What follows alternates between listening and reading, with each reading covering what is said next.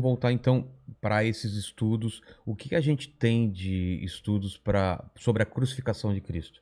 Eu acho que a gente tem Esse mais informações hoje do que tem, antes, tem, né, tem. de como pode ter sido, e analisa o quê? Analisa restos de relatos, tem porque não temos foto. Não temos foto, e esse que é o problema. Se eu soubesse que essa pergunta viria, também eu não vim de casa. Essa semana toda eu estava gravando na TV Novo Tempo alguns documentários, eu vim direto da TV para cá.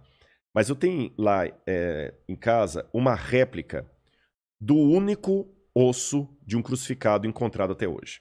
Ah, é? Só Só um, um? só um. Por quê? Boa pergunta. Os romanos, quando crucificavam as pessoas, eles não davam a Eles elas gostavam de crucificar. milhares e milhares. Em É. Jerusalém, na época da guerra do ano 70, Flávio José, que é o historiador judeu do primeiro século, fala que eles, por dia, crucificavam 500 pessoas no entorno da cidade. Caramba.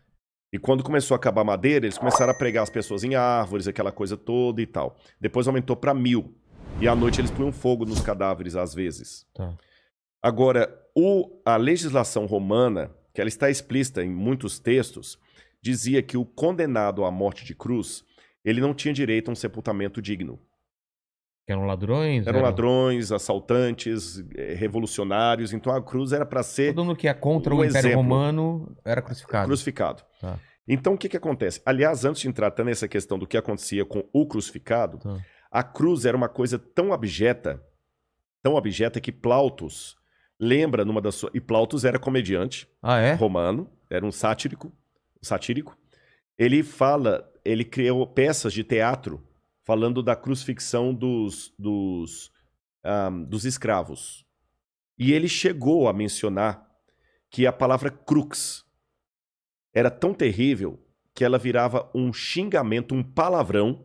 Ou seja, se eu estivesse falando o latim clássico do tempo romano, eu tinha acabado de falar um palavrão aqui, crux. Crux, em latim. O que significava cruz seria um palavrão. Seria um palavrão. Porque era uma coisa tão hedionda que você citar aquilo...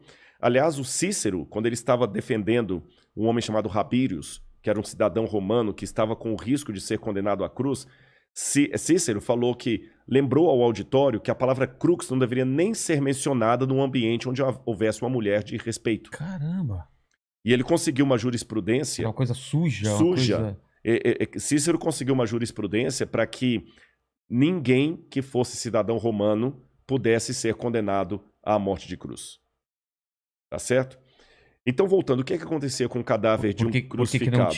Por que a gente não acha osso?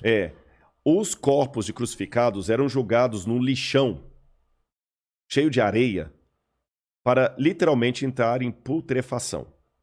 Esse lugar era chamado de putenescum. O próprio nome putenescum lembra um palavrão muito comum por aí. Não, mas tem também, não sei o que é a putanesca, não tem?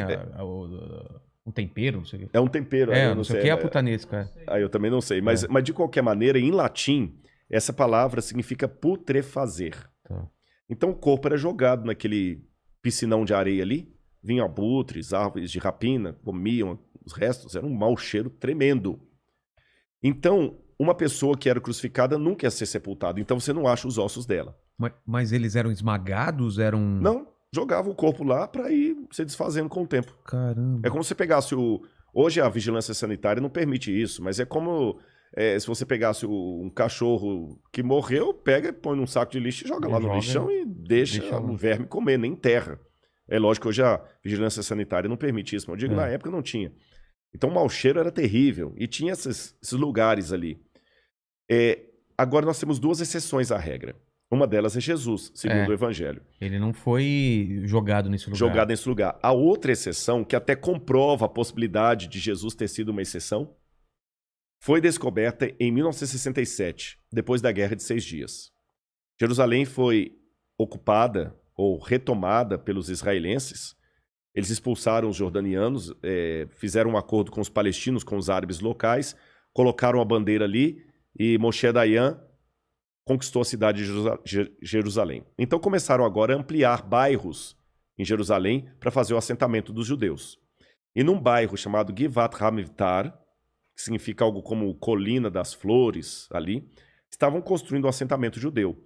Quando os tratores bateram numa laje, que era a laje de um túmulo do primeiro século. da época de Cristo. A gente chama em arqueologia da época do Segundo Templo.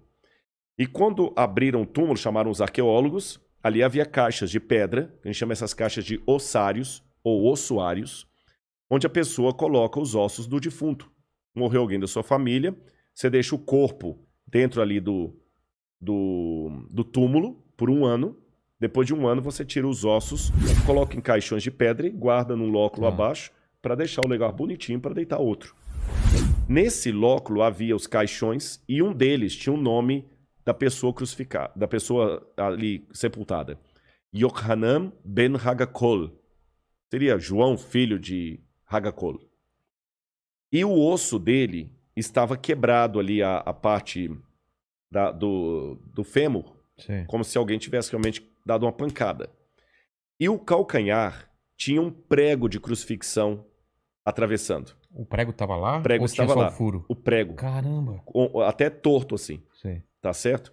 Pregão. Um pregão mesmo. Tava ali. Então foi o primeiro e único exemplar de um crucificado. Antes disso, na verdade, os judeus tinham uma superstição que a gente não sabe de onde ela vem, a Mishnah fala dela, que um judeu carregava pregos de crucificados no bolso como amuleto de boa sorte, na época de Jesus.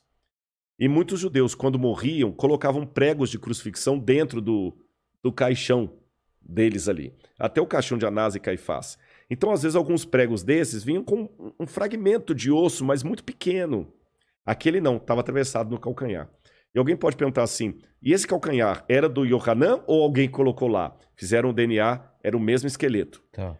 Só que com o prego atravessado ali, era um rapaz de 1,68 m, talvez de família rica, que conseguiu uma exceção, foi crucificado, mas teve o seu corpo preservado. Sepultado. E